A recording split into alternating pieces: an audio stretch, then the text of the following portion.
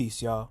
Before we get started, I felt compelled to remind everyone to stay safe and stay abreast of all the atrocities happening around the world.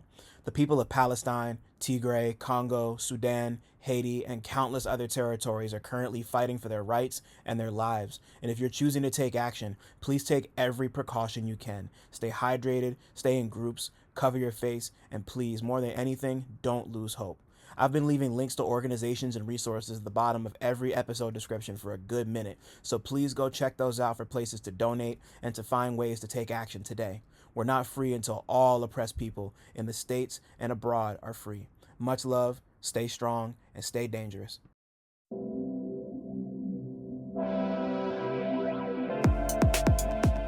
What's good, y'all? My name is Dylan Green, and this is Real Notes, a space dedicated to blurring the cultural and artistic lines between rap and film. I'm here to chop it up with everyone from rappers and producers to journalists and video directors about their relationship to movies and how, if at all, film inspires their craft. My guest this week is Ohio rapper, producer, and one-fifth of the Karma Kids, Lieutenant Headtrip. We spoke about the filmographies of Davids Fincher and Lynch, lucid dreaming, the magic of Old Dirty Bastard, studying film in college, founding and preserving the Karma Kids, making concept records versus rapping from the heart, why depression doesn't lead to great art, and the creative process behind his latest album, Emblems, produced entirely by Bloodmoney Perez. Come fuck with us. What's cracking, everybody? Welcome back to Real Notes. This is the first first day of fall episode we're filming. I got my windows open. It's cold as a bitch in here. I have a blanket on. I don't normally record with a blanket on, but I'm feeling nice and babushka'd out. My name's CineMasai. Dylan Green, also known as CineMasai. I got a lot of other names. I do a lot of other things, a lot of other shit. I'm around in not a Kanye way. Because I don't know why, like I've never thought about it until now, but there's that Dave Chappelle clip where he's on Jimmy Fallon talking about like saying Kanye said like my life is dope and I do dope shit, but like I'm right. Like my life is dope and I do dope shit, but I don't do Kanye shit. But I'm with somebody else who also doesn't do Kanye shit today, who is also a lot of places and does a lot of things. And it's been, like somebody that we were just talking off camera about how long it's been since the two of us have seen each other. Like I can't even remember the last time, but like it's I don't know, man. Like So I know where you've been. Where are you from? Right. Good question. So I grew up in Kent, Ohio. Okay, you are from Ohio. Mm-hmm. Cool. So Kent State University, famous for the massacre on May 4th, 1970, sowed a lot of my anti-authoritarian seeds. Right. The small college town I'm from hates the idea of a militarized authoritarian. Yeah. And it was a cool town. Yeah, fuck all that. And it was a cool town to grow up in. And I'm currently there right now visiting my mom for the week. Oh, I love it. So Adorable. Ohio rapper, songwriter, producer, 1/3 of Sarcasmo, 1/nth because I don't know exactly how many members there are of the Karma Kids, like just the whole amorphous collective that just kind of is in and out and all over the place. Goddamn Lieutenant Headtrip's here. Headtrip is finally here. It's been some time. Emblems with him and Bloodmoney Perez is out now. It's great. It's can't believe I'm about to say this. It's a head trip. Go listen to it. It's all over. Headtrip, thank you so much for being here. It means the fucking world. Thank you for having me, Dylan. I mean, I think the last time we saw each other must have been a Karma Kids show pre-2020. Yeah. Like I just reorganized my room a little bit and I have my CD collection over there that I can't get right now, but I still have the album with where the cover is like Garfield and Friends, the 11 Karma Kids album.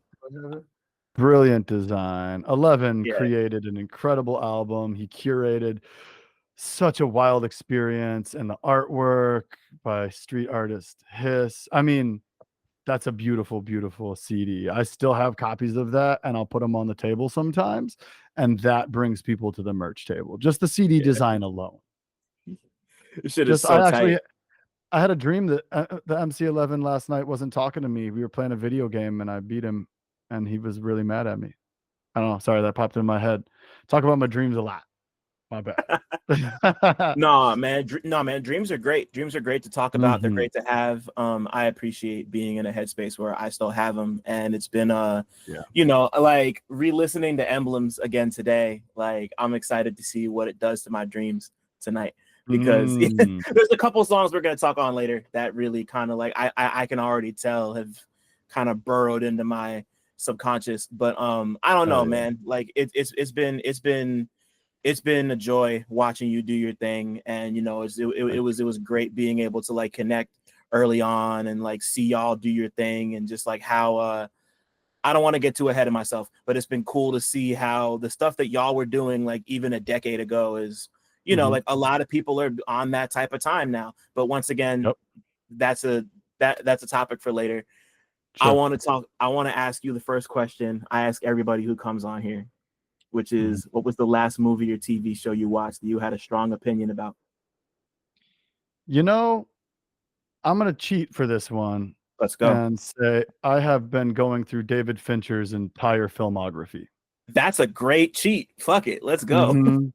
And I was surprised at how much I liked Panic Room when I saw it for the first time a couple weeks ago.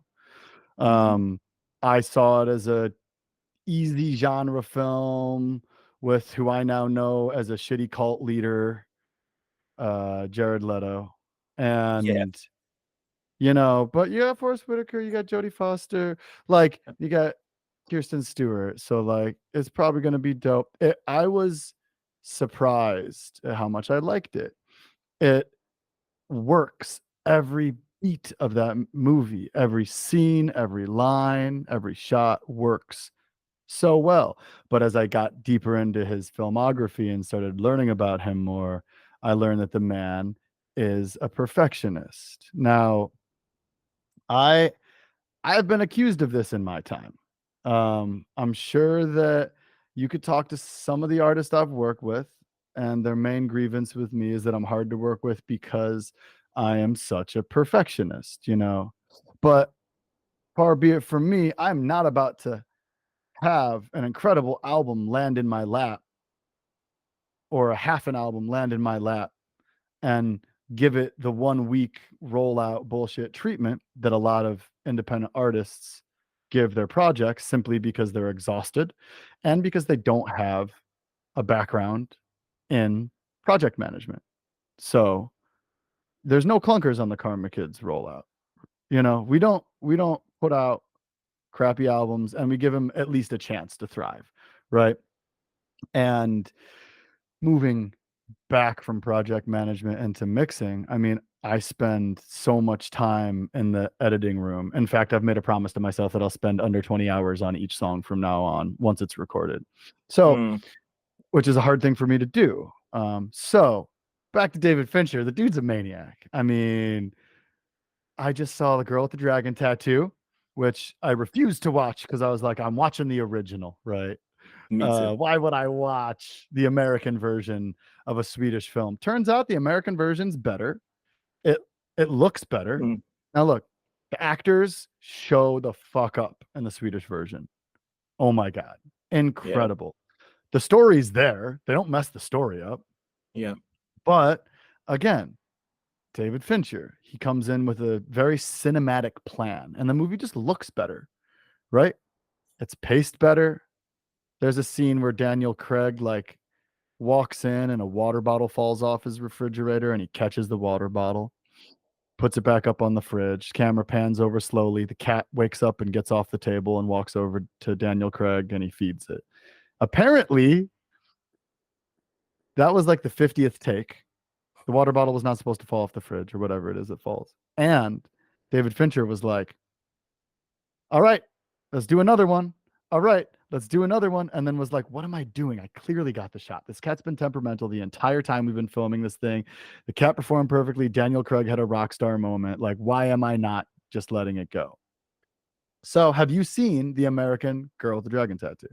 I have. It's been some years. I was always, I mean, like I personally prefer the Swedish version. I'm a Mhm. big Noomi Rapace fan. I've been a fan of hers Oh, for like a decade. She's incredible. one of the best. I it's crazy. I've actually yesterday I was gonna try to watch Lamb, the movie she was in from a few years back. I haven't seen it yet. Yep. I didn't get the chance. Me neither. But to so it's been a while since I've seen it. It does look great. I think Rooney Mara did great. I think Daniel Craig did great. I just Yeah. there's like something about Fincher's style that doesn't always like it's like very his style can feel very sterile to me Mhm. sometimes. Like depending on the project, like there's certain movies where it works better than others. Like I feel like Panic Room works as well as it does because like as tense as it is, it's kind of sterile. Like Alien Yeah. 3 it is the way it is because it's kind of sterile. Like Oh, Alien 3. like Fight Club is, like Fight Club is Right. I have a lot of feelings about Fight Club, but it's an Tell me. entertaining movie. It's very sterile. I mean, just like the whole Yeah. Tyler Durden like Meninist incel shit, like that they kind of they were 20 years ahead of time with that one in a lot of ways, but like Right. it's also been some time since I've seen Fight Club, but like I just Mhm. like I have a lot of feelings about Chuck Palahniuk that I don't really feel like I can speak to fully because I haven't read anything of his. I just he just strikes me as kind of like a weirdo in a way that I don't like. But I like Fight Club. I think Fight Club's a good movie. Hey, Fight Club was an important movie for me as a teenager, you know? Yeah, It confirmed and gave some anthems and some mantras to a lot of my anti-consumerist mentalities, yeah, and my anti-authority mentalities. I mean, it was a movie for Gen Xers about right. how much working in an office sucks, and was also mocking whiny boy man children of the Gen X generation, and instead became like a little anthem for me and my millennial homies when we didn't even have a job yet, right? And also, Brad Pitt is gorgeous in that movie and provided a lot of my sexual awakening in that regard. I'm sure. And Yeah, right? I mean, I'm sure there are straight men out here that would agree with me when it comes to yeah, that. And then I get a little older and I realize that it's been co-opted by a group of people, like the Szechuan sauce Rick and Morty kind of thing, right? Where yeah, like definitely. the people that get it wrong, including the people that made a Fight Club fighting game, right? Like the Which people that like so many people don't know the Fight Club game exists. So I'm happy you brought that up. That shit was weird. What a it's time. weird, dude. Fred Durst is an unlockable character. It's weird. It's a weird game, and again, like that spells it out. It doesn't get it. I think so. A big thing about rewatching some of these Fincher movies for me was I didn't know he was the guy behind them because I was focused on actors until my mid to late 20s. So when I Right. saw most of these movies, I was just watching actors act, and then I got to I got to school, right? I met Samurai Banana, and most of my college friends were film majors. Now, I had run a film society in high school. I was watching movies all the time and talking about them, but like to be with people who study film is a totally different experience. And so I started to look more to the director, and especially recently. And to see them again it makes them better. I feel like most David Fincher films for me are better the second time I watch them. They almost feel like they don't have enough soul in them. Like you said, Mhm. sterile upon initial watch, but I've enjoyed walking my way through it. Now, he's by no means one of my favorite directors, but it's been a fun journey. Um, One of my favorite jokes from Comedy Bang Bang is play along with me real quick. Hey, you catch the game last night? Yeah. What happened? Michael Douglas killed it. Am I right? Right? Reggie Watts, one of the greats. Yeah. So that's been Love that's him. been where my mind state's at recently. I also noticed that Netflix, like a lot of Netflix series look like what David Fincher does.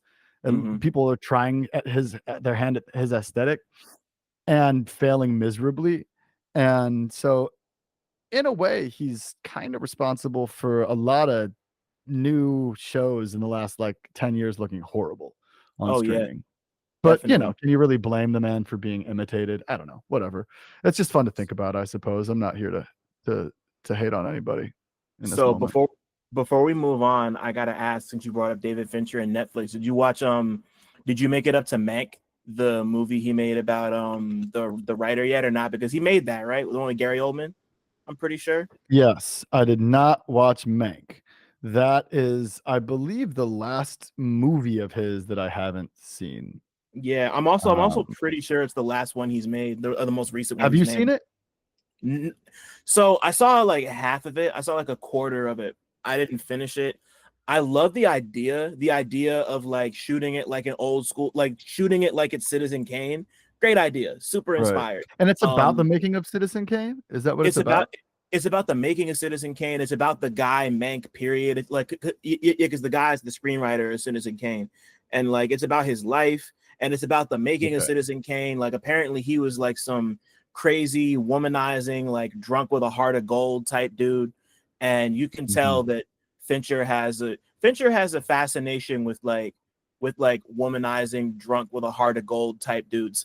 I Yeah. feel like it was, and it's kind of like he kind of said like you could tell that I almost feel about it the way I feel about like the way Nolan approached fucking god damn it, Oppenheimer? Oppenheimer. There we go. Yeah, because like Mhm. because like it feels to me like Christopher Nolan found somebody and he's like, I relate to this person like in a way that he never has before, and it feels like David Yeah. Fincher sees Mank and he's like, I relate to this guy, and they kind of Sure, sure. indulge the best and worst of each other's tendencies. And I never finished Mank, but I was just on board because like I'm Yeah. a film history dude. I love film Right. history, and I just I like Gary Oldman, so I was like, let me try it, and I just Yeah. never finished it. But it's Yeah. like the physical and technical feat of bringing that movie to life is really cool to me. Like Yeah. like the tinny audio and and like the cue cards and the title cards. Like I'm a sucker for all that shit. So I'm psyched. Yeah, I need to rewatch Citizen Kane before I watch Mank because it's been so long I don't even remember Citizen Kane. I watched a lot of yeah. movies drunk when I was young too. So that plays a lot. Banana and my homies are all watching a movie and I walk in like writing bars on a notebook, getting drunk while the movie's on. And so I'm like, yeah, I saw that movie. I didn't really see that movie. So I'm Right. getting to like revisit a lot of that stuff now that I'm a little calmed down and there's less alcohol involved in my movie consumption. That's funny. I see. I haven't seen. I saw Citizen Kane in school because I was also a film kid in school. Right. And that's the only time I've seen Citizen Kane. I haven't gone Mhm. back to it.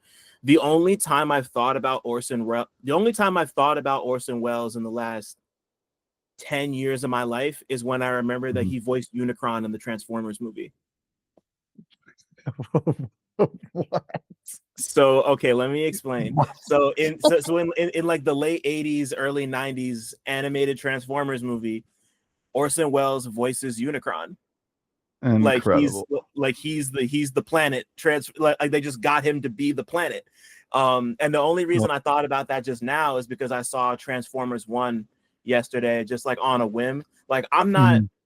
I like Transformers, didn't grow up on Transformers, or like outside Yeah. of Beast Wars. Beast Wars was my Transformers. That's my favorite Yeah. Transformers anything. But like it wasn't like I didn't grow up like that wasn't an obsession of mine. I didn't like grow up loving Transformers. I liked Transformers, but Sure. yeah, like Orson Welles was they just tapped him. It was like the last thing he did before he died too. Funny Epic. enough.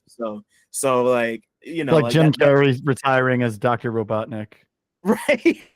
Like I'm, the I'm, only I'm, I'm, I'm, thing. I'm still blown by that. Like I saw that they played the trailer Yeah. for Sonic 3, and like I think somebody on Twitter might have mentioned once, like just like the idea of like Jim Carrey like breaking down how terrible Hollywood is, and then it's just like, oh hey, you want to play Robotnik in these Sonic movies? He's just like, okay, Okay. and it's like, sure, why not? Like, it's Yeah. but he's great in it, like Those those movies are Sonic great. movies. Those Sonic movies are a ton of fun. Um, Yeah, they really are. Yeah, I'm excited to see Keanu with Shadow. I'm just gonna put it out there. Yeah, But me too. It's gonna be dope. But yeah, so I haven't seen Citizen Kane in a while, and I haven't done like a full rewatch of Fincher's stuff. Like the one I've been wanting to go back to the most is The Social Network, because that was Dude, the first time I saw Social Network, I was like, wow, that's a good movie. I watched it this time and was like, that is an incredible movie. it's one of I the best in the mean, last. Yeah. it's so again, like David Fincher has this way of your main characters are often despicable, awful people, right? There's a couple movies where the main character is a good person, is a hero, but like, I don't know, Fight Club, Mank, this movie, Social Network, like those aren't good guys. But for some reason, look, you don't need a good person. You don't need a good main character. You don't need a good protagonist. You just need an interesting, an intriguing, a relatable protagonist, which is earnestly what I ran off of for years when the Karma Kids had Googie and Gruff and Dunce. It was like those are lovable guys. I'm gonna play the heel. And Yeah. and can that carry a full album? I don't know. Can it carry a full album? You listen to Comedy the Filth Beast. You tell me. Like I Social Network, I was blown away with how good that movie was. I just watched it like a week ago. I again, I watched it. I thought it was fine. But now in the context of everything that I know about where we've gone as a world, thanks to Meta, right? Yep. And now that I know more about Fincher, Andrew Garfield, the guy who plays Jesse the Eisenberg, right? Jesse Eisenberg, thank you. Now that I know more about these actors, also, has JT ever acted well in a movie outside of this movie? Oh man, I want to say like Alpha Dog might be the only other one. Okay, sure, Alpha Dog is dope. But sure. And yeah. his small role in oh, I can see the cover. It's Samuel L. Jackson as a crotchety old angry man. Oh, And Black Snake Moan. Yeah, Black yeah. Snake Moan. So he plays his role well in Black Snake Moan, but he's just like a little cowardly soldier boy for a moment. But like Yeah. that's not a performance. Like he crushes his role in this movie. Yeah. We also get two Army Hammers, and while Army Hammer is unwatchable in anything where he's supposed to be likable, he's not likable in this movie. So it almost Yeah. doesn't even phase me when I just watched it again. Great movie. That's the one. If I would suggest anybody watch a Fincher movie, go watch Social Network. That thing is wild and it's very I think relevant. And then of course yeah. Panic Room, because like Jodie Foster, like, are you kidding me? That's wild. Yeah. Panic Room's incredible. Yeah, no, like Panic Room. Yeah, I mean, like if I had to pick three, I'd say Panic Room, Fight Club, and The Social Network. I think those are Yeah. just three. You can walk away from those and be cool. Yeah, I think I agree. Curious Case of Benjamin Button. I couldn't get over the CGI. That's I always it. forget I about couldn't. Benjamin Button. It's so wacky. It's so wacky. But it's a really good movie. But I just personally, CGI is a hard hurdle for me to get over. Yeah. You know. And you reminded me. I haven't seen I haven't seen Benjamin Button since it came out in the theater. And the only four things I remember about Benjamin Button. The scene where he's a young old man and he learns how to walk in front of the congregation. Yep. The scene where he has sex with Tilda Swinton right before he goes off to war. The scene where Brad Pitt and Kate Blanchett meet in the middle in the water, and she's saying like, we're meeting in the middle as we get like that was that's a beautiful moment.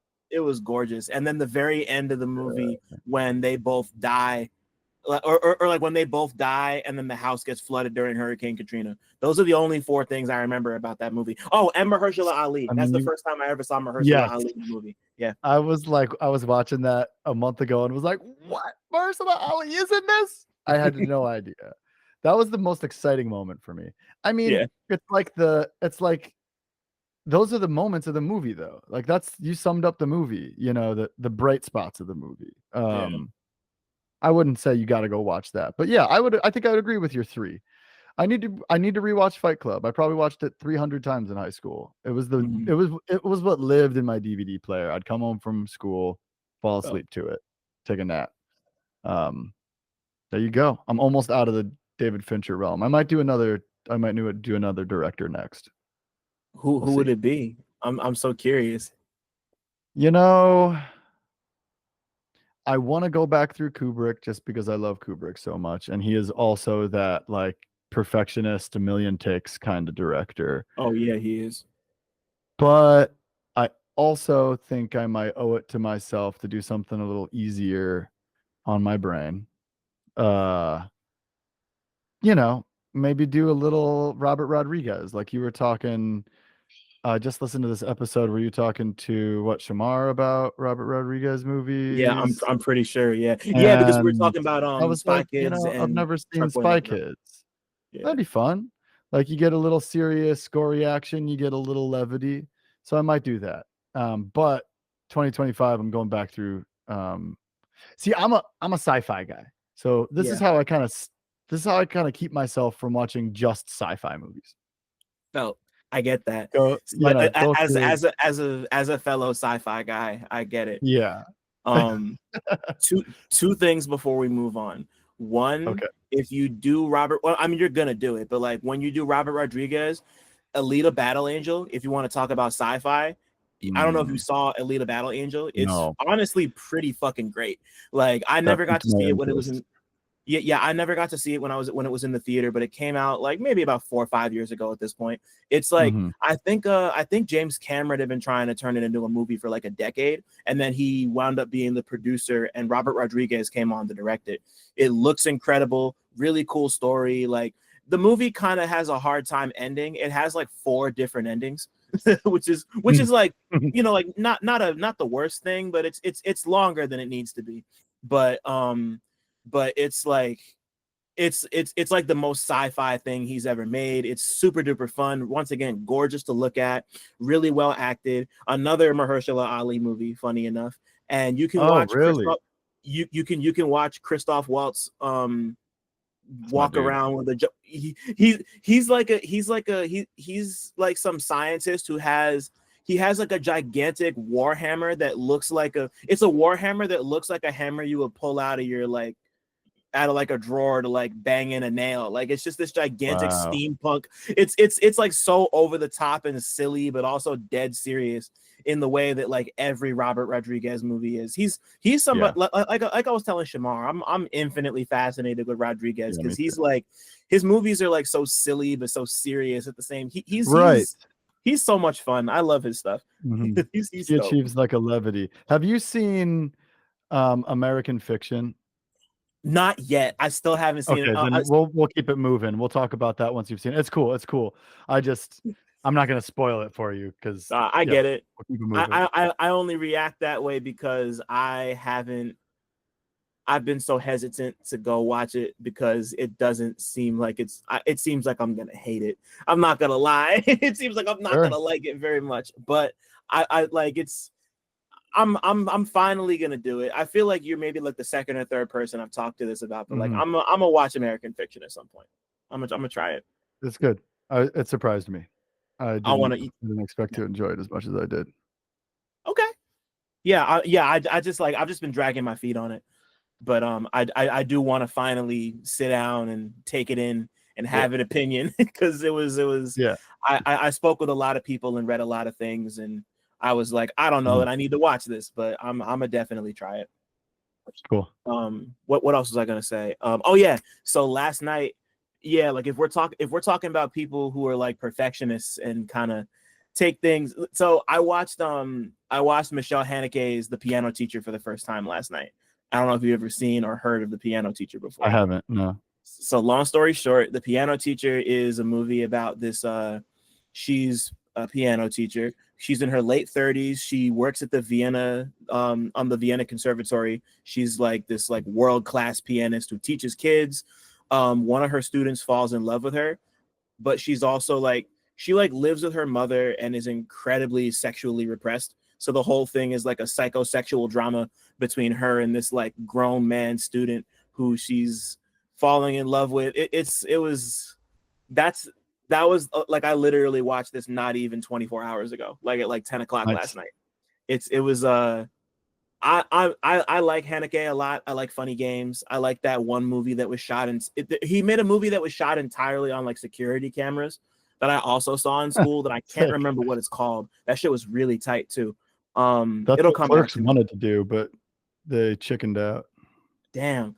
But like but like if you have the stomach for if you have the stomach for like for if you have the stomach for a pretty fucked up psychosexual drama, I'd recommend The Piano Teacher. I liked it. It's just I never need to watch it again. And I'm sure you'll see why Sure. when you finish it. But Yeah, I'll check it out. it's I'll check it out. really good. So let's run it all the way back with you. Headtrip. What's the first movie experience you can remember having? It could be at the theater, it could be at your cousin's house. Like just first thing that comes to mind. So I have a lot. I have a lot of memories of my first cinema experience and my first movie experience, because I have a lot of dreams about my memories. And so it's Mhm. honestly hard to pin down. And so I default to Little Nemo Adventures in Slumberland Okay. because that opened my mind to the possibility of existing not only in the waking world, but also in my subconscious via my dream world. Are you familiar with this movie? So I can't say I am. Please put me on. So, gosh, it's been years since I've even seen this movie.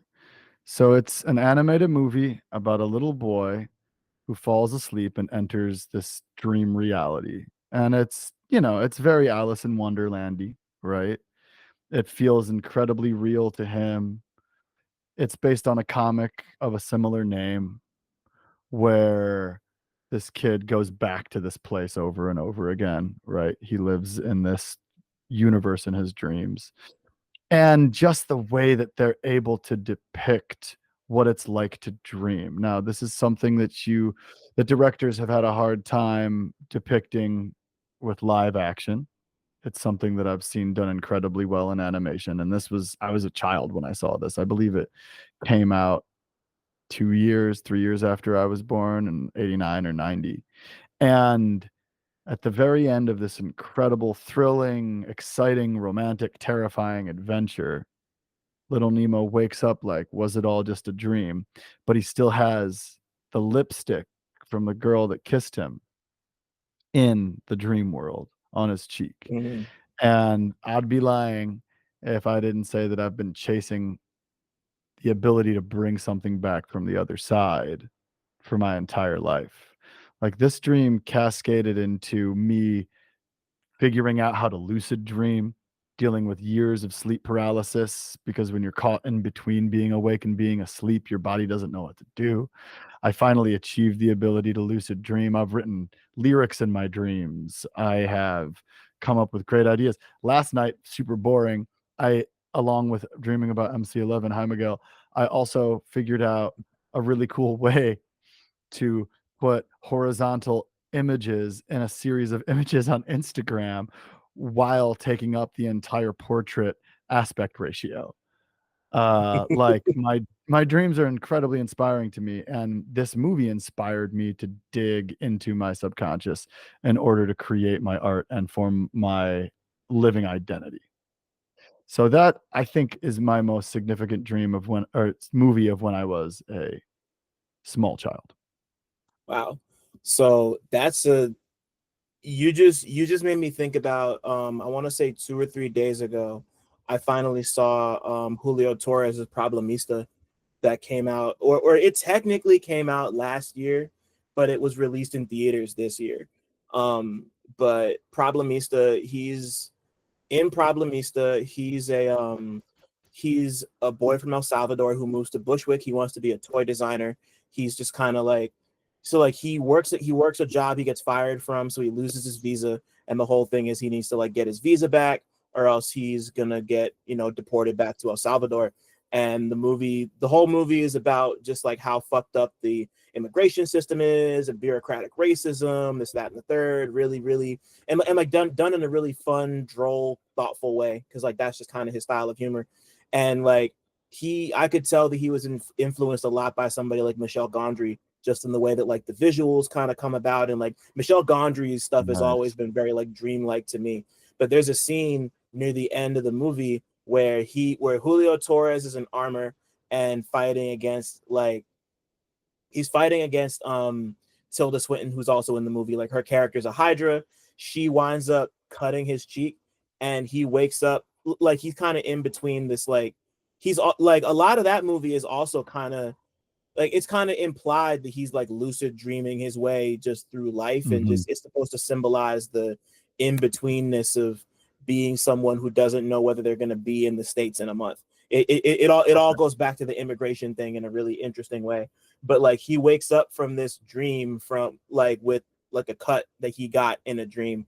And so like I when you were talking about that, I immediately locked on that. And that's also really fascinating to me, just kind of like that like not even just bringing ideas, but just like physical totems back from so Yo, my fault. Sorry to interrupt, but I just wanted to shout out the all-new Real Notes Patreon page real quick. If you're looking for ways to connect and directly support the podcast, the Real Notes Patreon is the best way to do so. For as little as $5 a month, you can gain early day-before access to every forthcoming episode of Real Notes, as well as an invite to the Real Notes Discord server, where you can talk to others about the latest and greatest in movies and music, come through for some listening sessions, and talk about whatever else is on your mind. I know I'm going to be talking a bunch.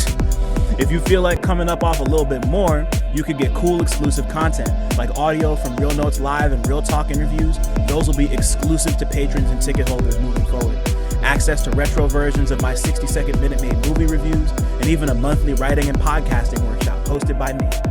Regular episodes will still be available on a weekly basis anywhere you get your podcasts, but if you want the extras, you gotta come out them pockets a bit. Check us out at patreon.com/realnotes. That's REELNOTES. I appreciate your consideration and support more than you know. Now let's get back to talking.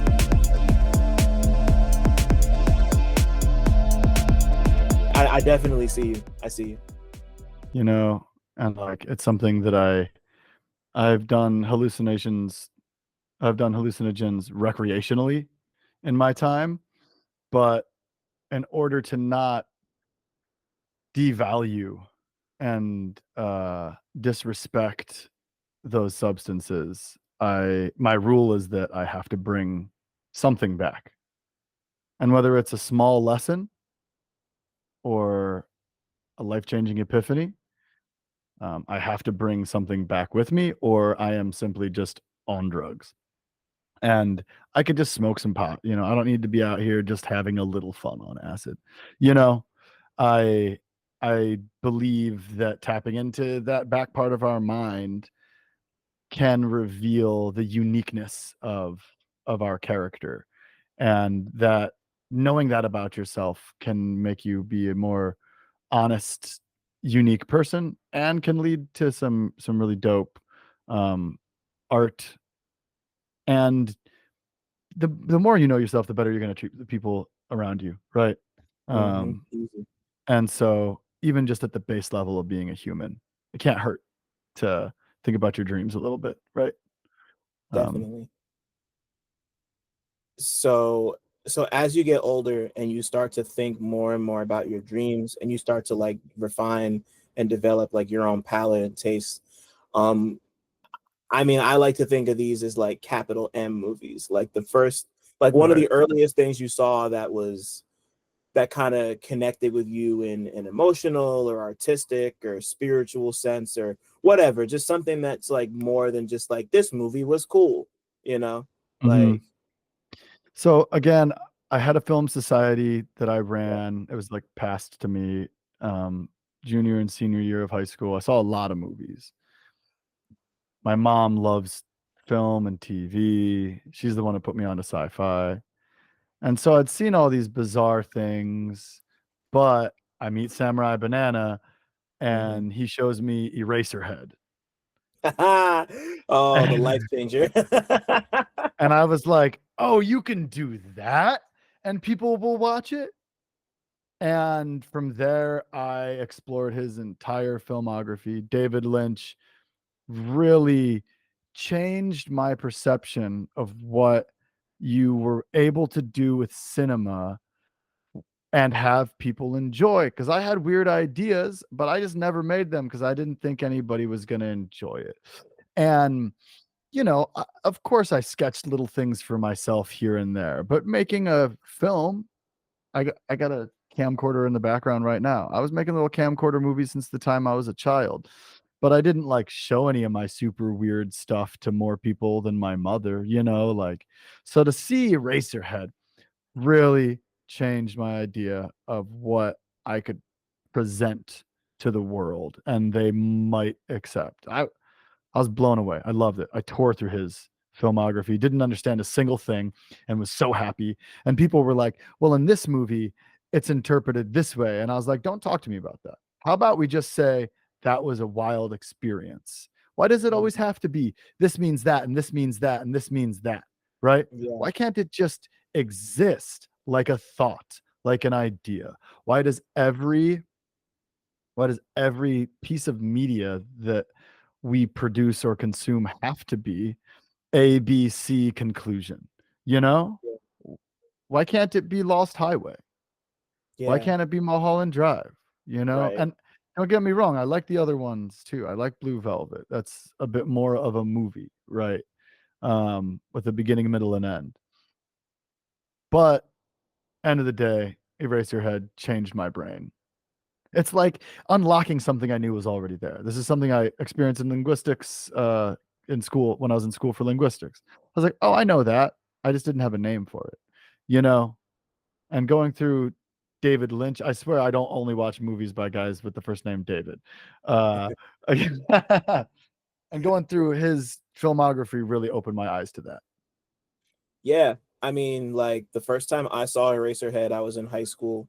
A homie of mine at the time showed it to me and all my friends, and like Wow. to this day, I still don't know how Lynch made that little eagle baby. I still want to like. Apparently, people like will come up to him and like make predictions and be like, "Oh, you made it with this, and this," and like I don't know, just but like even forgetting that, like I just love how like expressionist his stuff is because Yeah. so like you were saying about how like something can just exist and kind of be a thought. Like obviously, Mhm. there's people who can't do that sort of thing and have it be entertaining and interesting to watch, but like Yeah. Lynch is only he's made 10 movies.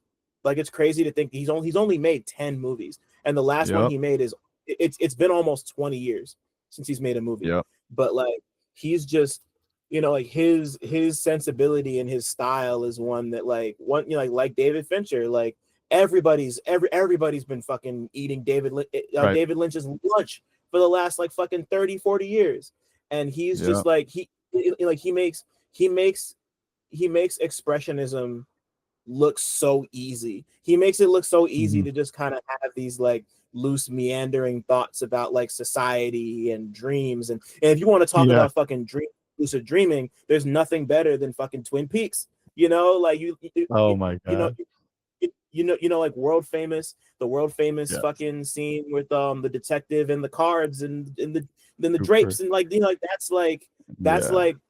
like such a I feel like that was ground zero for a lot of people's understanding of what like we know as like dream logic. You Like know what's that's like such. wild? Sorry to off. I was talking to my mom about Twin Peaks yesterday, and she was like, "Oh, I saw it when it came out. It was pretty weird." And my mom has an open mind, right? And my mom's like, "Yeah, it's pretty weird." The craziest thing about it was that everybody watched that show as it came out. There weren't that many shows on television back then, and so you were at the water cooler at work getting a little bloop, bloop, going, "So, who do you think killed her? Like,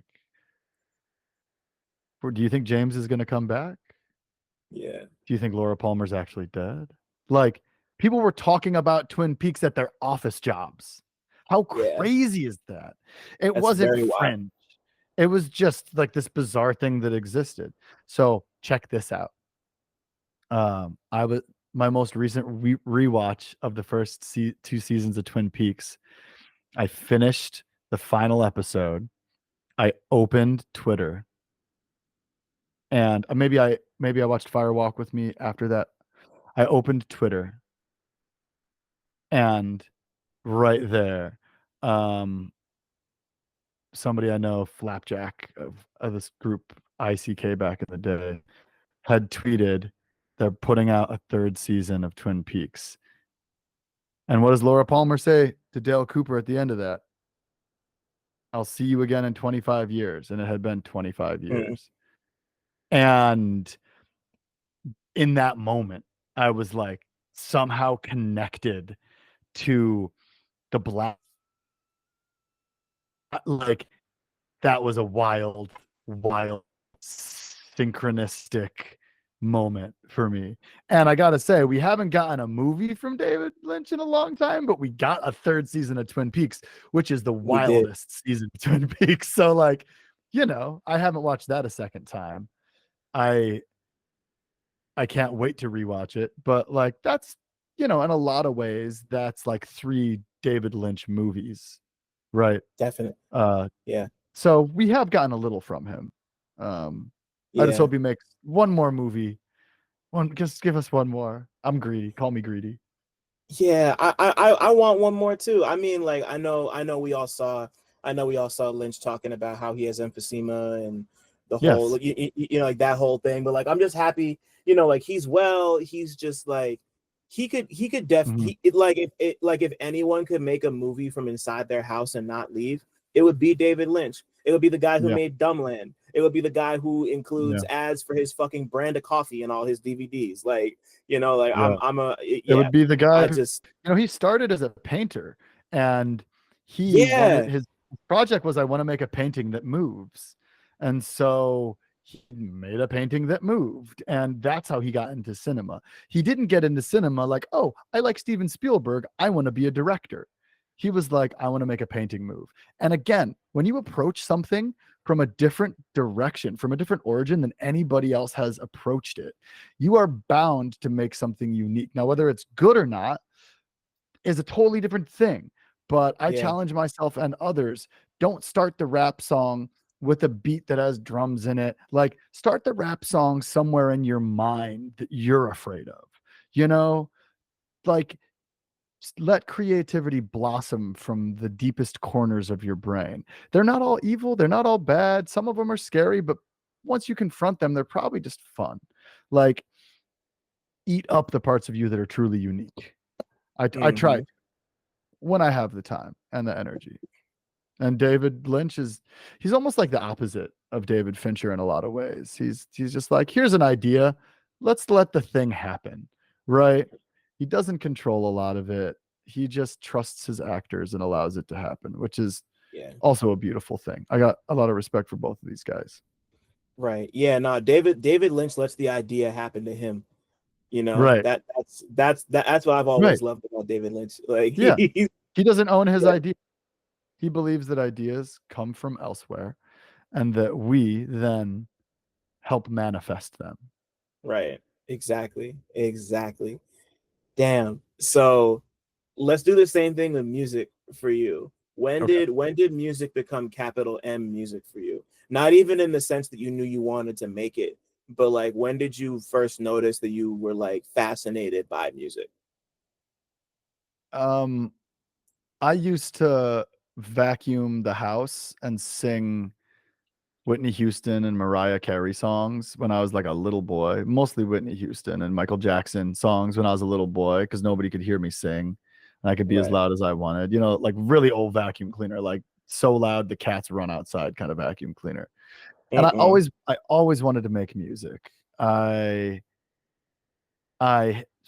started bands before I knew how to play instruments with my friends, but I think that was more of a superficial understanding of what it meant to be a musician.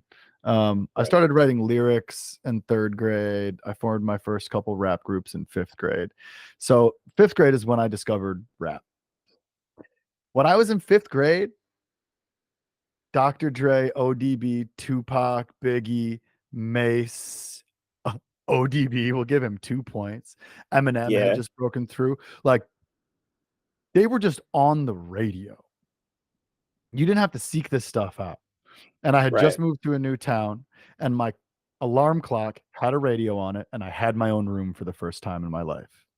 And I would have to go to bed at 8 p.m. or whatever, and I wasn't allowed to have the lights on, but I could listen to the radio really quietly because my brother wasn't in the room anymore. Right. And that's when I really fell in love with hip hop and really fell in love with music. I remember like listening to song after song and memorizing them with the assumption that there were cameras in my room and that people were watching to make sure that the next big music star was doing his homework instead of sleeping, right? Right. Like, so important to me. And just the next year, my music teacher in middle school, Mrs. Wade, taught us how to use Sonic Foundry Acid Pro, I think 3.0, and iMovie. So I had a digital audio workstation with a microphone and video editing capabilities and a digital camera at my disposal at my middle school. So like I just went full force from there. Yeah, you were suited up. You were suited up. Yeah, let's go. Let's go. And I just knew it was going to be an incredibly important part of my life. I didn't know if it was going to be music or acting that I would pursue in the long run, but it was, you know, film and music became extremely important to me as of 5th or 6th grade. That's hard.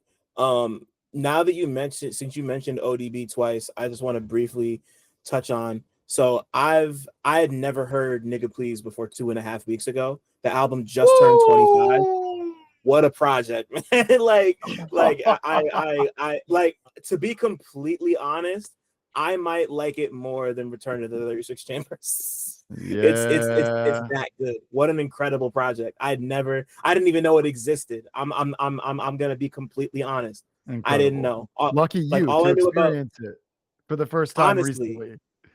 You know, like it just made me happy to see that, you know, like because we all venerate Return to the 36 Chambers because it's one of the most important rap albums ever created. It's incredible. I love it. Correct. But you know, like that album, like I'm happy that ODB got the chance to do a full project like in that vein with people like the Neptunes and like all these like because like all anybody ever talks about with ODB is the Triumph verse, which is great, Return to the 36 Chambers, and then like the Fantasy remix of Mariah Carey. You know, like that's like more or less it outside of like the character of ODB.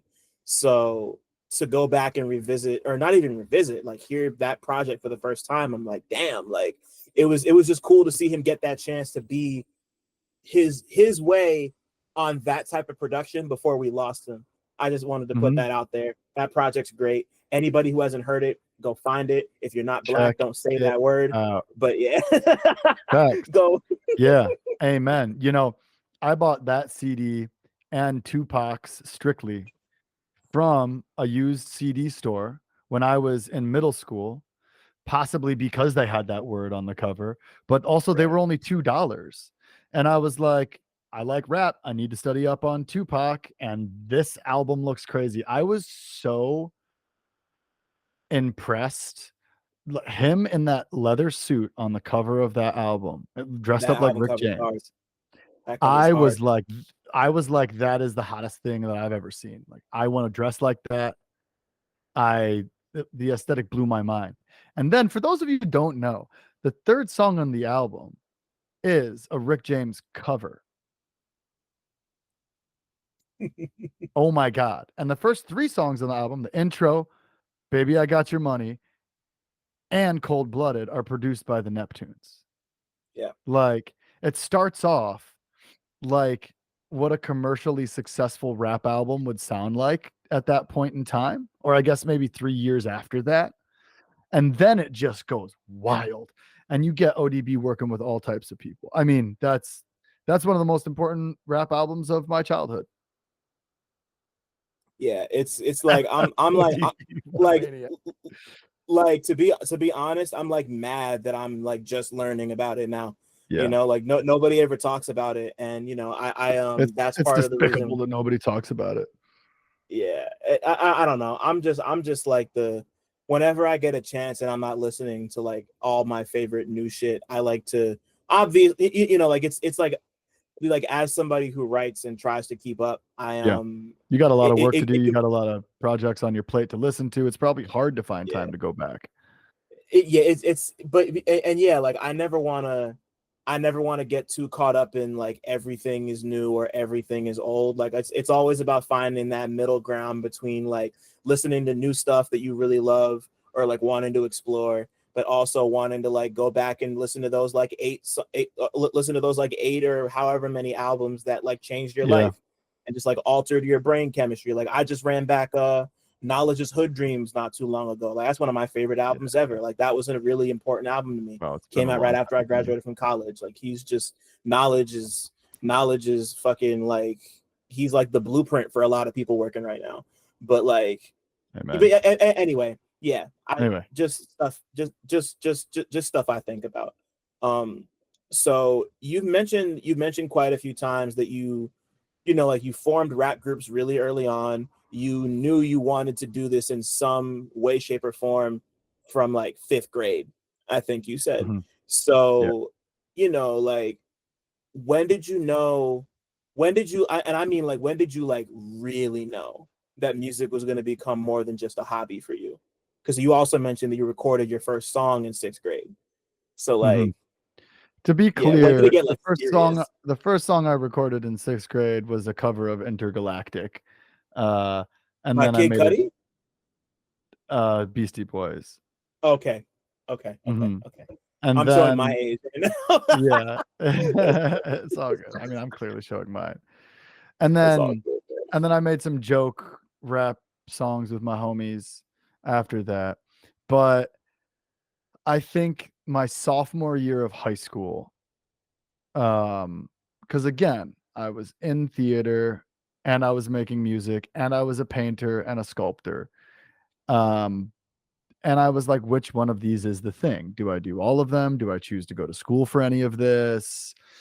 And my sophomore year of high school, I got an Outcast CD, I got a Gorillaz CD, and I got an Aesop Rock mixtape that somebody had just burned a bunch of random songs from his first 3 albums, Appleseed included in that list. And I again was like, "Oh, you can do this and people will listen to it?"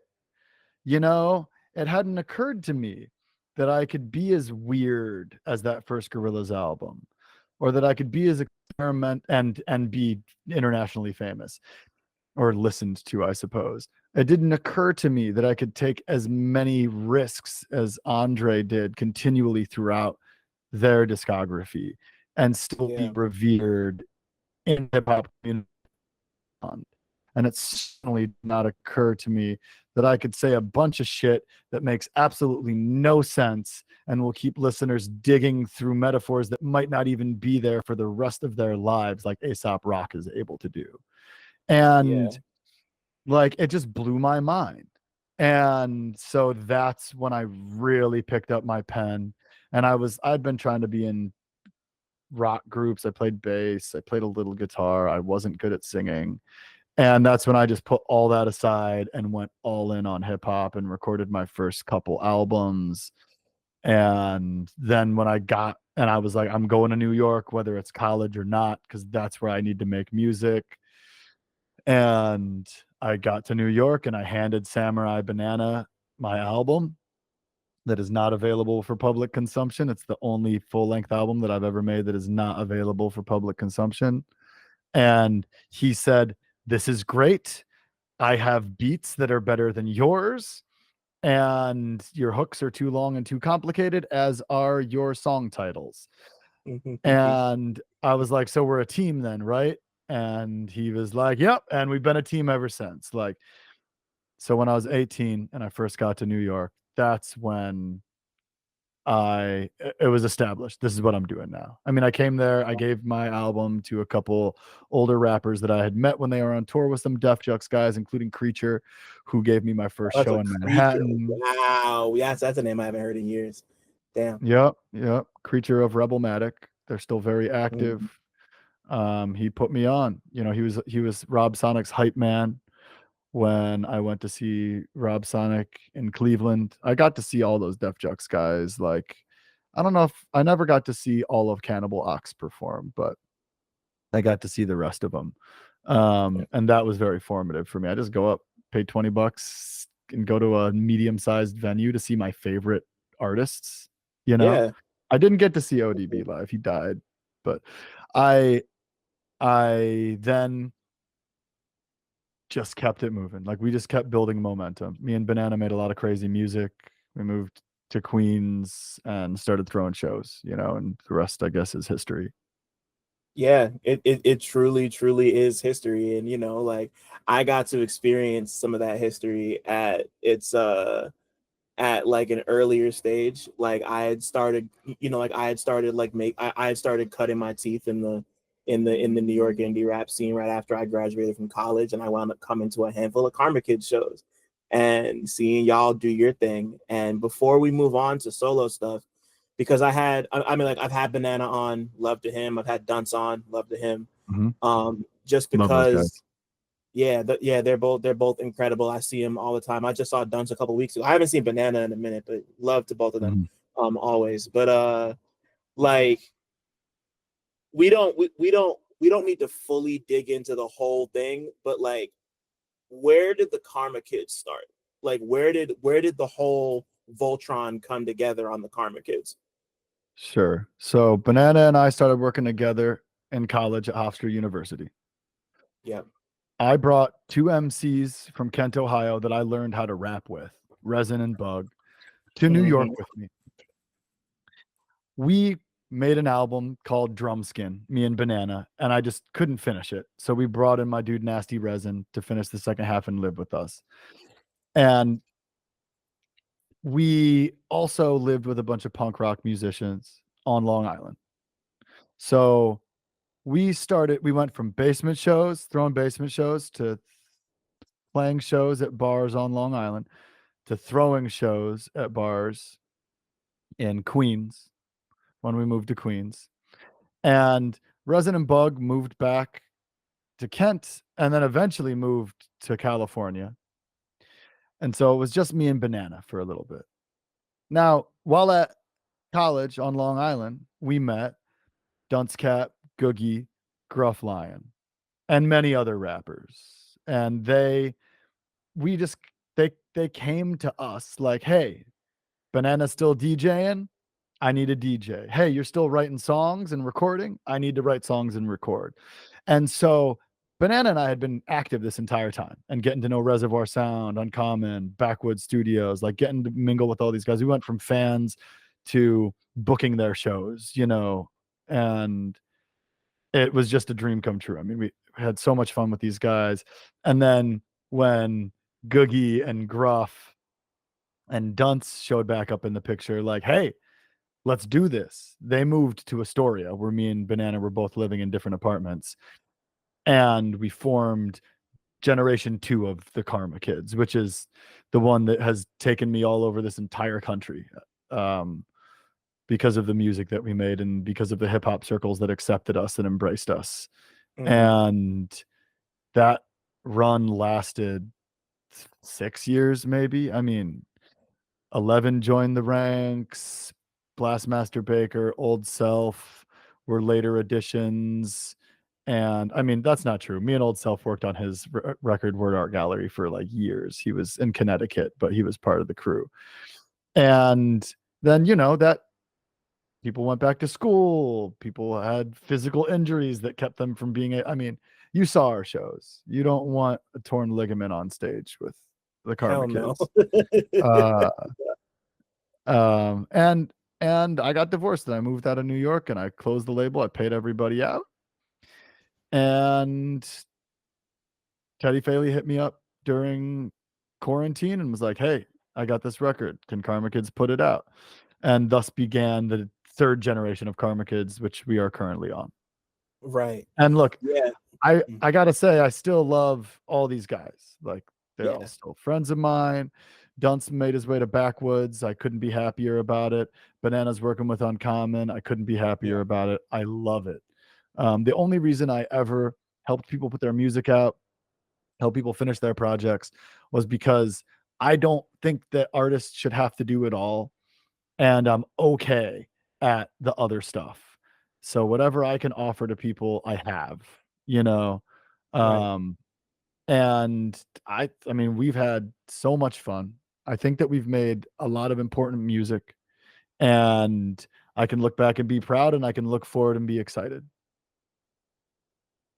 Yeah, I think so too. Cause like, you know, like that was something I had written down before. Is I mean, like I know everyone's still friends. There's no bad blood, but I remember there being a specific period of times where it was like this incarnation of the Karma Kids is coming to a close.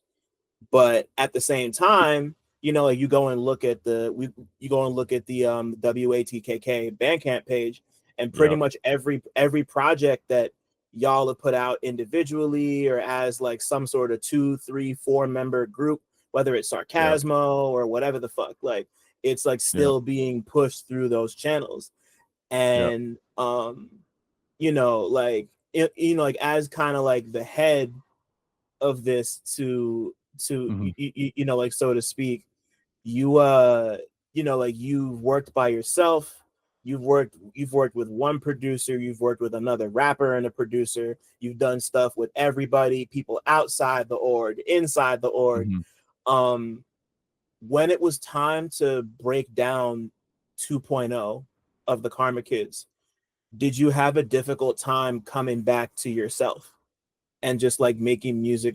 Like was there a process of like, hey, how do I do this for me again? Did that ever happen? Or like was it or was it just like riding a bike and it was like, well, I'm just doing this for me now? Like how It's did that funny go? it's funny you use the metaphor of a bike, because I also got divorced. Like, my entire life was upended. I moved to Block Right. Island, little resort off of the coast of New England, and I fixed up Gruff Lion's bike. I mean, there was this rickety old bike in his nana's backyard. I got this job as a lead bartender, working 60 hours a week, and for the first time in my entire life, spent time by myself. Mm, And it was grueling, and I had to face my depression head on, and I had to face my sense of self head on, and I couldn't hide behind this image that I'd created of Headtrip, the real slash head of the label. It was a fun dichotomy, right? I'm the most crazy, naked, rambunctious person on the stage, and I also booked the entire show, and I'm going to pay Billy Woods at the end of the night. You know, like, I never allowed myself to exist in the middle, which is where I truly kind of exist. And it was very difficult. And I created an album despite the fact that I was working 60-hour weeks, called Dreamery, produced by C Money Burns, that mhm, is about living somebody else's dream. And it couldn't be closer to the truth. Um, I existed in a space that was not mine. And so therefore, I had to be myself for the first time in a really long time. And I came out of it more myself than I'd ever been. And I have just powered forward in creating music. I wasn't going to revitalize the label at all. But Teddy's album was too good to turn down. And I came out of all of this with people saying, "What's next for the Karma Kids?" So I figured I might as well keep the brand name. It's still me, and it's still a lot of these guys that I've worked with for years. But I have been focusing on solo records. mainly working with one producer, which is what I prefer to do, right? Right. Also bringing it back to the original formula. Banana and I have 13 tracks demoed out. There will be a Sarcasmo record in the next couple of years. Let's go. We're returning to what worked in the first fucking place.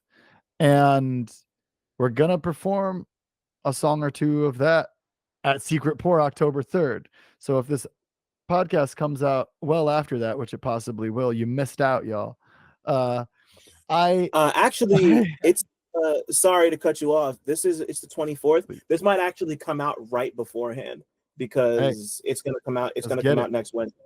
Anyway, sorry. Just wanted to say that. So come to the show tomorrow if you're in Brooklyn. Anyway, thank you for this question. This is not just how do I redefine Headtrip. This was how do I redefine myself. I found myself. I'm back at it. I have so much music ready to come out. Being back under the eye of humanity prompted me to finish Tap on the Glass, work that EP into a full length. Yeah. And that's a heavy concept album, and that I tinkered with relentlessly during quarantine. And then Emblems was honestly the first thing that I've just made as me, just like sitting down, writing songs over beats I like. It was an EP, got that verse from Sketch, might as well make it a full length. Okay, I have a full length. And I just this is the least personal album. This is the least I've ever agonized over an album. And honestly, it's had the most success initially. It's only been out for a few weeks, and I've gotten a better response from this than I have from anything, which, perhaps it's a snowball effect of my entire career, and every album is the best album yet. But I do think that there's something to the fact that I've taken a step back and let Patrick into Headtrip's space, and tried to break down the dichotomy and just understand that I exist on a spectrum of my personality, and that I don't need to hide behind A, incredibly talented people, and B, different versions of who I think I am. And generally I'm just a happier person, and it's easier to help myself and help these other artists that I'm currently working with. Yeah, and like there's the notion that it's like, oh, like like the depression and the sadness and the whatever is gonna help you make your best music, and that's not. I don't want to say it's not true ever. It's not true. It's not true ever. Yeah, it's not true ever. Your depression will not help you make your best music ever. Achieving a triumph in your personal life, overcoming hardship, is great inspiration. Yeah. At the same time, you can work even when you feel horrible. Those should not be conflated. I challenge everybody to end the trope that suffering creates great art. Humans create great art, and unfortunately, humans suffer sometimes. The trope that pain and suffering create great art are in line with all of the other horrible attitudes and principles that non-artists and capitalists shout at us every moment that we live to try to make us think that we need to suffer and that we don't deserve happiness. I rail against it nonstop. When I was on Block Island, in my darkest moments, I wrote the happiest album I've ever written. And I challenge all of my fellow depressed, anxious, worried artists out there. When you feel like shit, try writing a happy song. I fucking dare you. Pull yourself up, eyes your music against your depression. And then when you're having a good day, write a song about how much you fucking hate your ex. And I bet that song is going to be better than any song you write while you're a puddle. Thank you for saying that, man. Excuse my passion in this, but there is more than one way to passion, as I say on Emblems. And fuck this obsession over brilliant artists suffering while we're at it. Damn it. There's more than one way to passion. Passion Yeah. also involves pleasure and love and overcoming hardship. Easy. Thank you for saying that, because I think about that a lot, you know, Mhm. like it's you know, like depression, you know, like nobody's above depression, and it can feel, No. you know, like it's like harnessing, you know, like trying to harness that is it can be very dangerous. And I think Mhm. you know, I got nothing else to add to that. You said everything that needs to be Right. said. I'm just really happy you said that the way you said it. And you know, like thinking, and, you know, like I think that's because a project like Emblems is, you know, like like, okay, before I get too ahead of myself, I want to talk about you and Perez, you and Bloodmoney Okay. Perez, how y'all met, what what was it about Perez's beats and the production that really drew you into this and made you think, hey, it's time to make a project like Emblems? Thank you for asking about me and my friend Bloodmoney Perez. You know, he's been in this game for a really long time. Mm-hmm. And he was Dr. Blood Money years ago, but he also ran a blog called Damn That Noise. He was part of Syphil, Shut Your Fucking Face and Listen, which I submitted all of my albums to for years, even after they had disbanded, and just gave them all download codes. And they would email me back that they liked the album. And I was like, could one of you just like get a job as a journalist so that you can talk about this publicly, please? And we laughed about it. But Blood Money wrote up Karma Kids releases for a long time. And that's how our relationship formed. You know, I have a pretty good relationship with most of the people that cover our albums over the years. I've said it before, I'll say it again. It echoes things that Cab said on your podcast and on Rohan's podcast, that I do not have fans. I have a community. I'm not up here like Taylor Swift, where people that I don't know, that I've never met, want my blood for dinner in a Mm-hmm. nice way. You know, Yeah, like I have yeah. people that support the kind of things that I do and find me. Of course, I have fans that I don't know, but like the point is, I reached out to Blood Money the second that he started writing us up, like, what up? And he's like, oh yeah, so this producer as well. And he's been trying to work with us for years. We've been trying to work with him for years. Finally, I start visiting Portland because after I got divorced and left New York, I fell in love with a woman who lived in Portland, Oregon. So go to Portland, visit Blood Money. We finally make the human connection.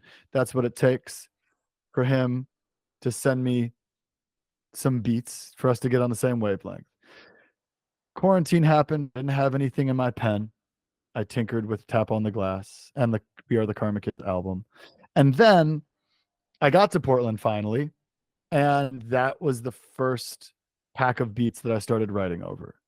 It immediately made sense to me when I got to the city. I'd had the beat pack for a while, but the second I landed, I was living in this shitty motel by the airport looking for an apartment with my partner. And I turned on the beat pack, and the first beat that played is the one that turned into Home Cooked featuring Old Self. And I pulled out a pen and a pad. I left my phone over there, and I wrote my entire verse for Home Cooked. And then the next day, I wrote another verse. What was that one? Doesn't really matter in the moment. Being in Portland made his beats make so much sense. And And why? I'm sorry. I was just going to do an EP. But, you know, again, I just kept working. And after a few years of working on those beats, we were like, holy shit, we have an album. It felt good to get back to some gritty production after doing a record over C Money Burns, funky, hazy stuff. It was a return to form, right? And after helping Dunce and Vinny Video with I Love Video Games, which is a very fun, happy album, I was very steeped in that. I played a huge that record. And it was just really nice. Now that I wasn't depressed in my mom's basement, you know, just getting through each day during quarantine, I was now in this dirty, living, breathing, artistic, creative city and I was happy again. And so I could write a song about how my exes are basically ghosts that are still alive. I could write a song about how dissatisfied I am with the current state of affairs in this country in general. I could write a song, I could finish my song about cultural appropriation and the role that I play in it, right? And Happiness opened the door to this gritty ass, angry, but sometimes fun and funky album. Yeah. You know, and like I'm happy you went there already, because my next question was going to be about just like, you know, like Emblems is a project about all these different kinds of symbols and representations, like whether they be physical, symbolic, personal, political, sexual, racial, like it's you know, like it's everything you just said. And how, and you know, like it's funny to me that you said that, well, like I don't want to misquote you, but earlier you said that you felt like, I don't know if you meant that this was your least personal album, because Yeah. okay, because to me this feels very personal. Like Right. And that's the thing, right? It felt, yeah, I don't know. It wasn't it wasn't trying.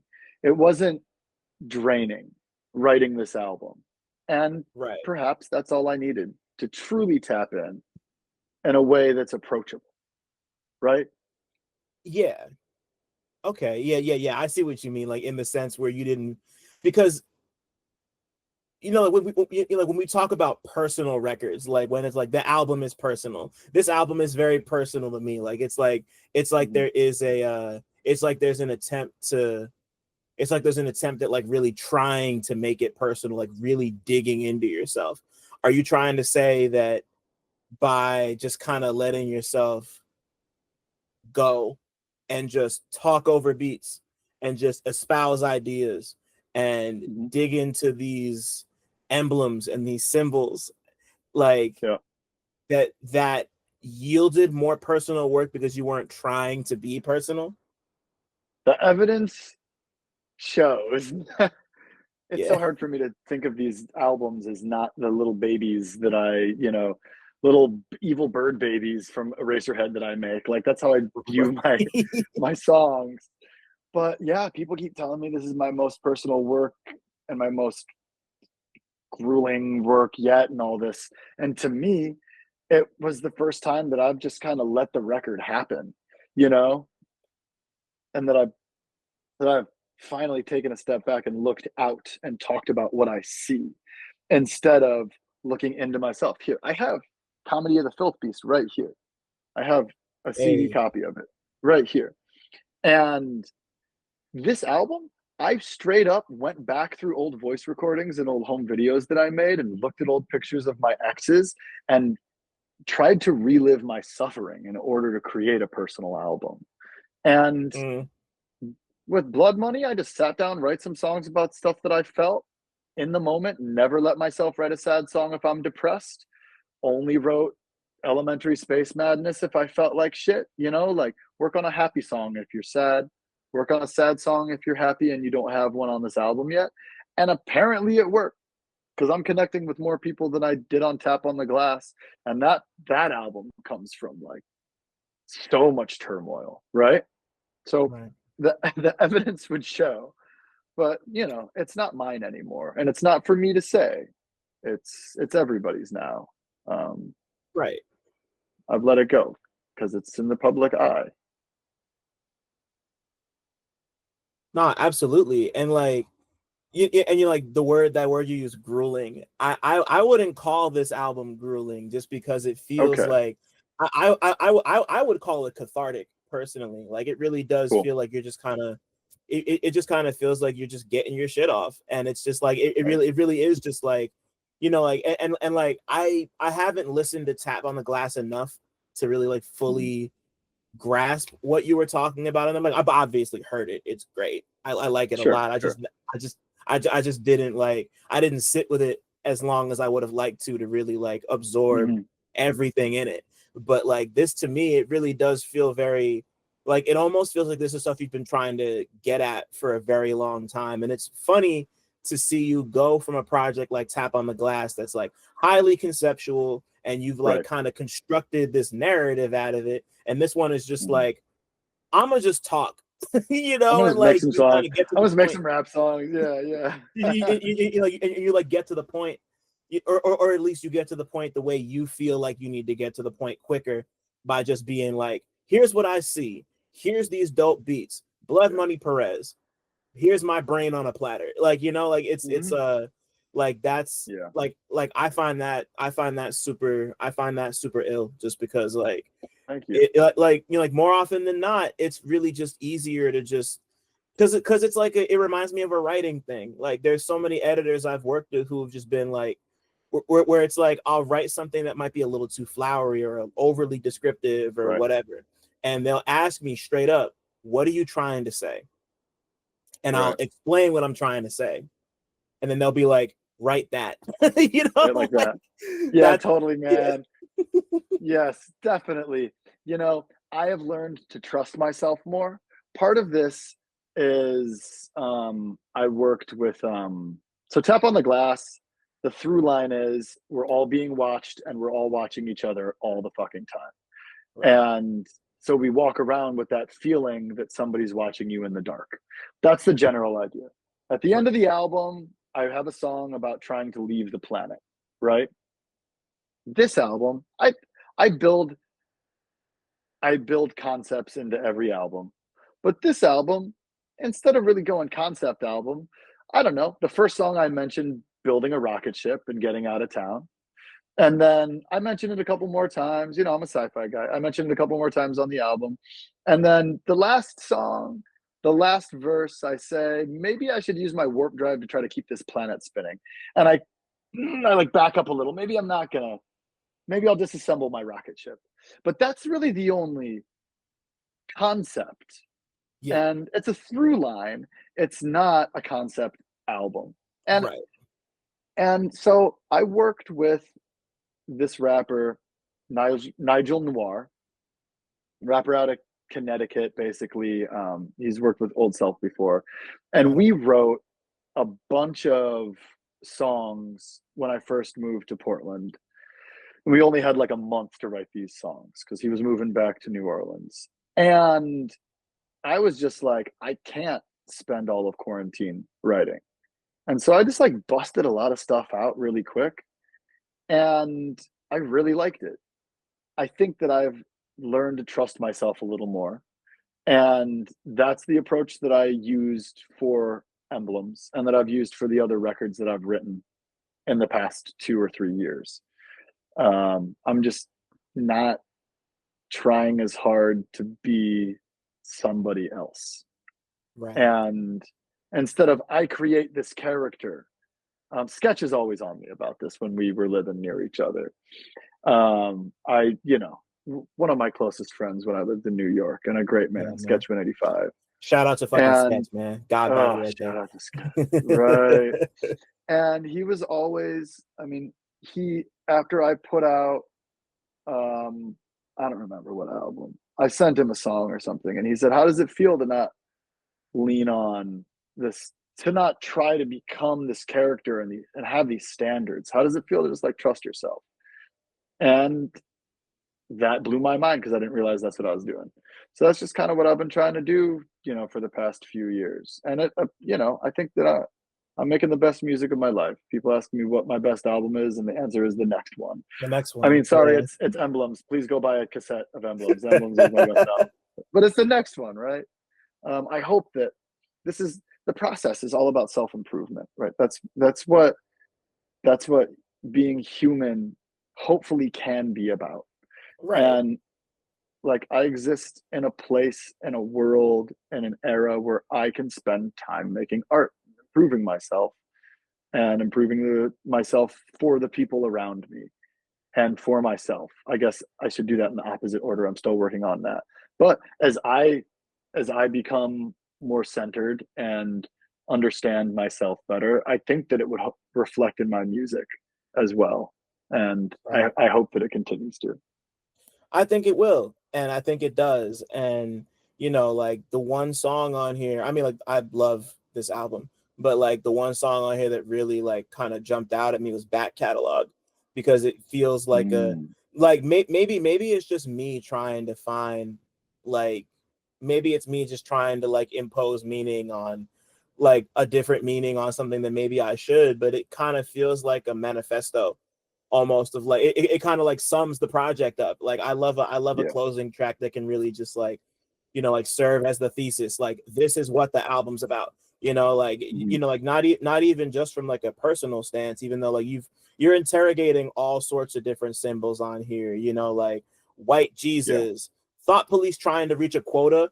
Fantastic fucking bar. That shit was so fire. That made me laugh. I loved it. Like that fucking houselessness, Republican insurgencies, homophobia, and bi-erasure specifically. Like the idea of bias. Like it's just you, like, you know, like it's like not even necessarily so much in what you're saying. It's just the fact that you like it really does feel to me like you just kind of laying out all these thoughts that you just have normally in life anyway, like on a track. Like this is how I feel about X, Y, and Z. Like once again, it's not about the fact that it's not about whether or not you agree with everything you're saying, which I agree with everything you're saying, but like it's just about like you being like, this is the back catalog of my brain, and that's kind of what Emblems feels like to me as a whole. That's what I took away from this project listening to it. So like that one, you know, like that one and Elementary Space Madness with my dear friend Young Daddy. Shout out to Olive 973-908 represent. Olive, DJ No Request, DJ No Request. Come on, man. Yeah, nah. Like, like I've been playing. I need Olive on the podcast. We talk about it all the time. We're gonna make it happen. But those two and Home Cooked are my three favorite songs on here. You know, because I feel like they kind of get at that essence of what this project. Yeah, this project's just really cool, and I feel like those three songs get at the essence of what you're trying to do. So, yeah. Thank you. Yeah, you know, you're spot on with Back Catalog. So the opening verse is, this is just me. You know, the opening verse is a lot of, I wrote that verse butt ass naked at the gay beach, Rooster Rock in Portland. That first verse of the album. So you're welcome, everybody. Yes, a bisexual man just told you that you're listening to a verse he wrote naked. Get over your homophobia and enjoy it. The second verse of Emblems is more of a thesis statement about the album. And then I just jumped straight to Back Catalog and started writing that as soon as I was done with the second verse of Emblems, while I filled out the middle, because I knew that I wanted to touch on every song's theme again.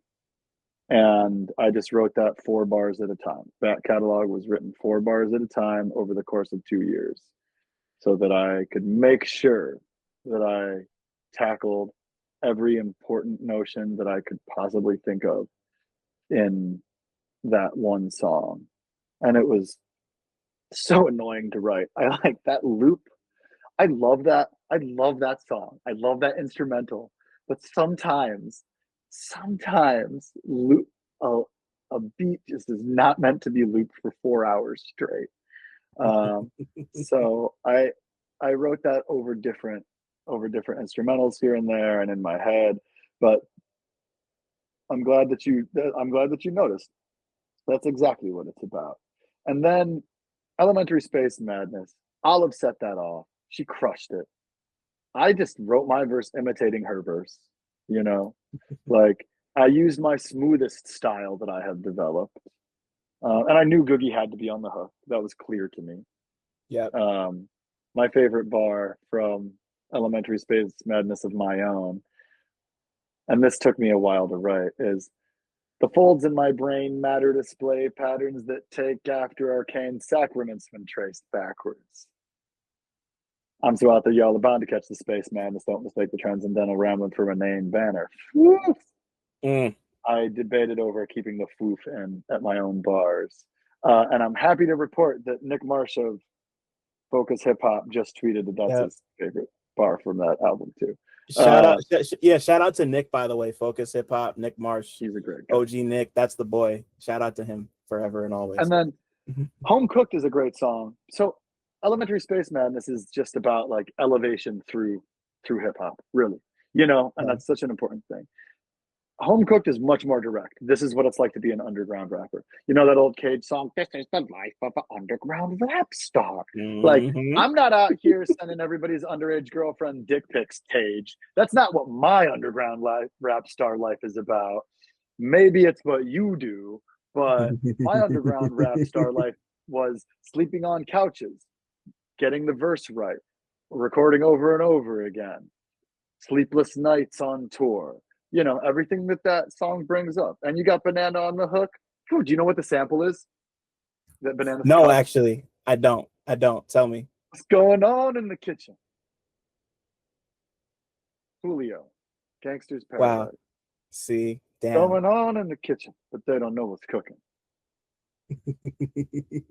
I was wondering too, because like I'm thinking like it sounds so familiar, but like Gangster's Paradise is a song I don't listen to enough to like. I know the song, obviously, but you know, it's more my generation. Coolio had a special place in my early rap development because he was on Nickelodeon. Straight up, he did the Keenan and Kel theme. He showed up on all that, and so like, I paid attention to him. You know. You know what else? You know what else about Coolio? What? Did you watch Futurama? Yeah. He was Quanzabot on Futurama. Yeah. Right. Yes. So. Epic. And I mean, that just opened, I mean, like the ways that hip hop has improved the world, you know, like, and the lanes that it can take. Yeah, man. We know these things, but not a lot of people understand how important hip hop is to the entire world. Yeah.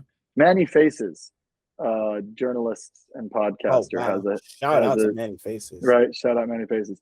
He has a podcast called Hip Hop Can Save the World. And check that out if you want to hear about some of the other ways that hip hop can be used in an educational sense and a scientific sense. Anyway, I'm getting away from myself a little bit. I hope that listeners can tell my love of movies by listening to Emblems, can tell my love for sci-fi. I feel like I sufficiently snuck in science fiction themes into the album. The canary in a cage walking up a rock thing is from Close Encounters. There's plenty of illusions. I'm just glad that people are enjoying it. I know that Tap on the Glass was well received, but it seems like people are enjoying this one even more. Hey, man. Shout out to Bloodmoney. He gave me an incredible palette to work with. Yeah, no, y'all did great. Congratulations. And I'm happy the response has been cool, you know. So I feel like this conversation could go on for like another 4 hours, but we've already been on for almost 2. Yeah, exactly. But Headtrip, Patrick, if your life was a movie, what would it be about? He's looking to the left and right. Y'all can't see it, but if my life was a movie, what would it be about? Okay, so it has to be about a dream.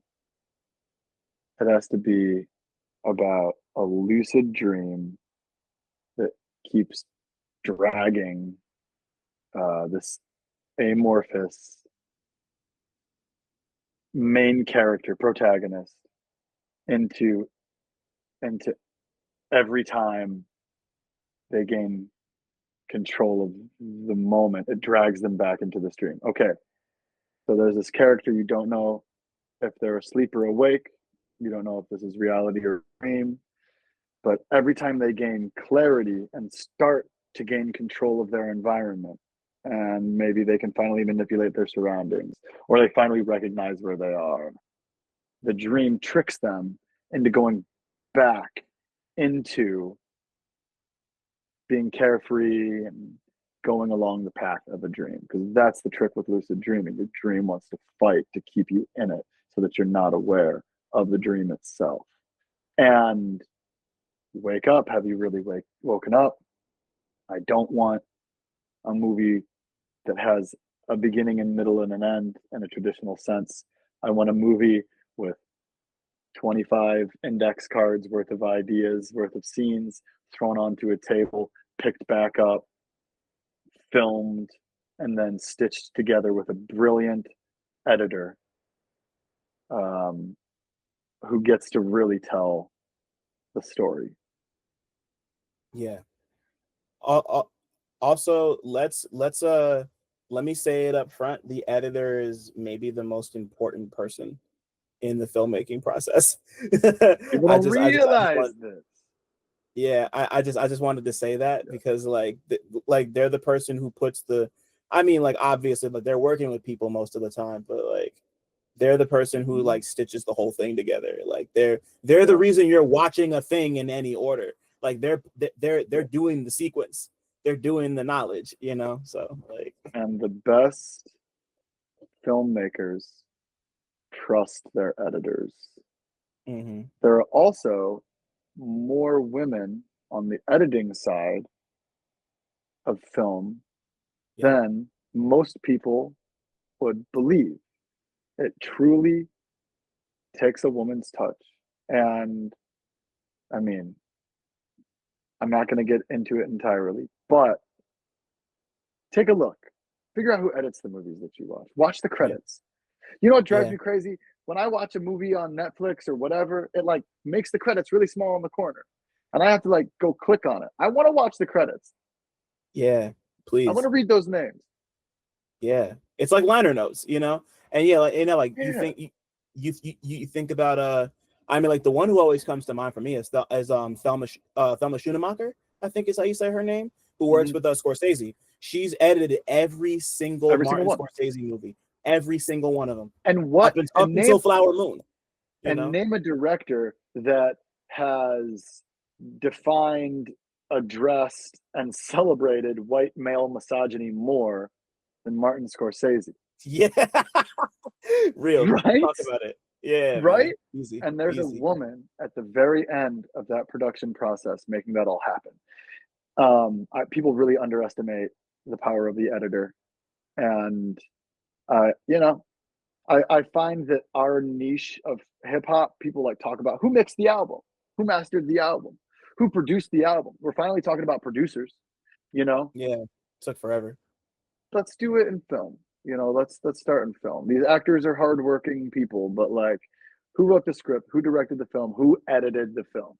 Yeah. Who was the DP?